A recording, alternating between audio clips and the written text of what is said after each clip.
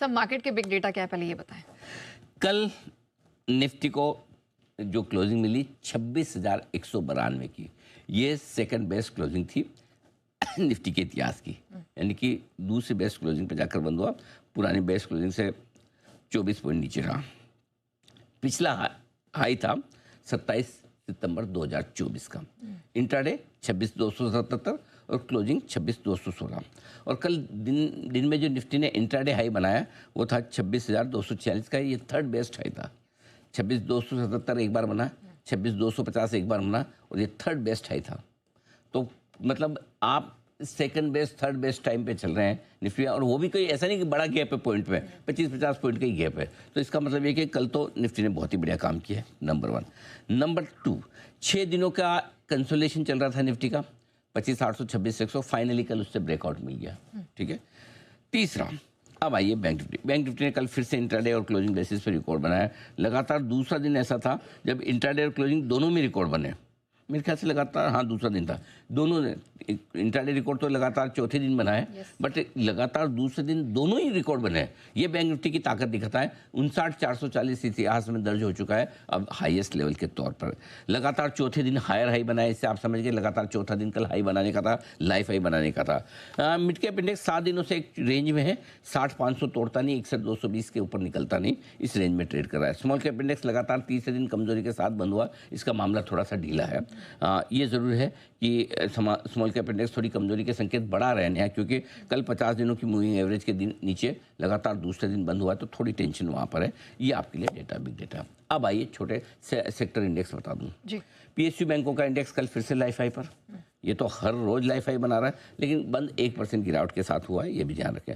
IT index 4 महीनों की ऊंचाइयों पर हुआ है, फ्लैट बंद। कल IT इंडेक्स के लिए क्यों इंपॉर्टेंट दिन था, उसके लिए मैंने अलग से आपके लिए एनालिसिस रखा है, मुझे पता आप पूछेंगे। IT ऑटो इंडेक्स 1 महीने की ऊंचाई पर पहुंचता हुआ दिखा है आपके लिए। अब आइए रिलायंस। बिग डेटा यहाँ बता रहा हूँ, एनालिसिस अलग बताऊंगा, क्योंकि रिलायंस का एनालिसिस आज बाजार के लिए बहुत ज़रूरी है।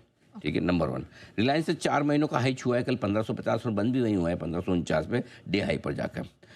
6 दिन के बाद रिलायंस ने 1510 और 1525 की रेंज में जो टाइम पास चल रहा था उस पर एक बड़ा ब्रेकआउट दे दिया। अब HDFC बैंक 14 दिनों से लगातार 100 DMA के ऊपर बंद हो रहा है, कि मजबूती के संकेत दे रहा है। कल दिन के दौरान 1008 तक पहुंचा भी, लेकिन 32 दिनों से बड़ी रेंज जो है HDFC बैंक की बरकरार है। ICICI बैंक कल दिन के दौरान थोड़ा और मजबूत हुआ और एक हफ्ते का ही बनाया इसने 1388 का। ये आपके लिए बड़े डेटा। ओके सर, अब जरा ये बताइए कि FIs DIs के बड़े डेटा किस प्रकार के हैं? FIs के बड़े डेटा अगर आप देखें तो FIs की इंडेक्स फ्यूचर पोजीशन में लगातार चौथे दिन थोड़ी बढ़ी आई है, हल्की हल्की आ रही है, ऐसा नहीं कि भर भर के खरीद रहे हैं। 12.36% पर पहुंची है, बिल्कुल मामूली सी बढ़ी है। कल कैश में फिर से लगातार दूसरे दिन खरीदारी की FIs ने 284 करोड़ की। नेट लगातार दूसरे दिन खरीदारी है, छोटी है, 1354 करोड़ की। और घरेलू फंड्स की भी और FIs की स्टॉक फ्यूचर्स में भी लगातार दूसरे दिन खरीदारी हुई है 665 करोड़ की। घरेलू फंड की खरीदारी अगर आप देखेंगे तो लगातार 59 दिन 59th डे रिकॉर्ड बनाया है, और ये 824 करोड़ की खरीदारी। अब नेहा, इस डेटा में एक छोटी सी बात यहाँ बताना चाहता हूँ, ये कल के सेशन में FIs की कैश में देखिए कितना है, 284 करोड़। हमारी कितनी, 824 करोड़, यानी कि मुश्किल से 1100 करोड़। इंडेक्स फ्यूचर्स वगैरह सब मिला के देखें तो भी 1350 करोड़ की, यानी कि कोई बड़ा खरीदा नहीं है FIs ने, न बड़ा खरीदा है लोकल फंड ने। तो इसमें दो मैसेज बड़े। एक, सप्लाई ड्राई हो चुकी है, बेचना किसी को नहीं है। बेचने वाले भी बेच के थक गए, चाहे वो FIs हो चाहे कोई और हो। ठीक है। तो पहली चीज है कि अब सप्लाई, कम खरीदारी में भी मार्केट मजबूत हो रहे हैं, और ये एक अच्छा संकेत है। दूसरा संकेत है जो खराब संकेत है, और वो ये कि अगर FIs और लोकल फंड दोनों ज्यादा नहीं खरीद रहे, हे भाई खरीद कौन रहा है फिर? सही बात है। और अगर ये कमजोर खिलाड़ी खरीद रहे हैं, चाहे वो रिटेल हो, चाहे फैमिली ऑफिस हो, चाहे HNI ट्रेडर हो, तो फिर ये तो क्या है, मूड माहौल के साथ बदल जाते हैं ना, तो रिस्क रहे। हाँ, चूहे की तरह, जैसे देखा कोई खतरा भाग जाएंगे एकदम से। करेक्ट। तो अब इनमें दोनों चीजों में क्या सही पड़ेगा, एक आध दिन में समझ में आएगा कि अगर वाकई में सप्लाई ड्राई हो चुकी है और किसी को बेचना नहीं है, तो फिर छोटी सी खरीदारी में बाजार बढ़ जाते हैं। और अगर वाकई में ज़्यादा रिटेल बुलिश हो रहा है इस वक्त, ये ब्रेकआउट, ये 26,000, माहौल ठीक, ट्रेड डील आ रही है, इन सब के चक्कर में लोगों ने भर लिया, तो फिर थोड़ी रिस्क भी बढ़ जाती है।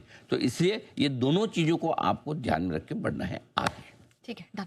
अच्छा, ग्लोबल मार्केट में आपको बड़े डेटा क्या दिखे सर? ग्लोबल डेटा में देखिए, डाउ कल 6 हफ्तों के निचले स्तर पर बंद हुआ है, नैस्डैक 2 महीनों के निचले स्तर पर बंद हुआ है, S&P 500 6 हफ्तों के निचले पर बंद हुआ है, और रसेल 2000 जो उनका सबसे बड़ा इंडेक्स है 2000 शेयरों का, जिसको स्मॉल कैप इंडेक्स एक तरह से आप मान लें, 3 महीनों के निचले स्तर पर बंद हुआ था दिखा। इससे आप अंदाजा लगा सकते हैं कि हाल कितना बुरा है। अमेरिका का ब्रॉडर मार्केट 3 महीने के निचले स्तरों पर है, नैस्डैक जो IT और AI वाला इंडेक्स है 2 महीनों के निचले स्तरों पर है, ब्रॉड बेस्ड आपका S&P 6 हफ्तों के ये कमजोरी का माहौल है। एनवीडिया 1 महीने के निचले स्तर पर कल पहुंचा है और कल ऊपरी स्तर से 8% गिरा है।